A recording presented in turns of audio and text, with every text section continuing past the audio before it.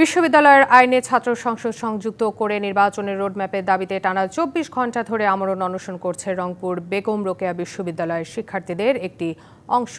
বেলা 11:30টার দিকে শিক্ষার্থীদের সাথে অনশনে অংশ নিয়ে উপাচার্যও একাত্মতা প্রকাশ করেন।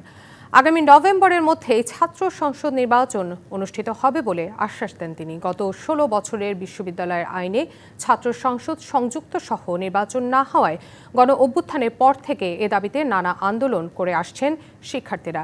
এদিকে অনশন কর্মসূচি পালন করতে গিয়ে এরই মধ্যে 4 শিক্ষার্থী অসুস্থ হয়ে পড়েছেন। আমরা ঘোষণা করছি যে এটা আমরা আমাদের ছাত্র সংসদ হল সংসদ চাই।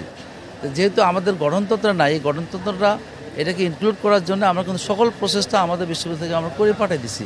আমাদের এই গেজেটটা প্রকাশ হয়ে গেলে আমার মনে হয় যে ছাত্রদের যে দাবিটা এটা আমরা পূরণ করে আমরা আমাদের রোডম্যাপ ঘোষণা করব।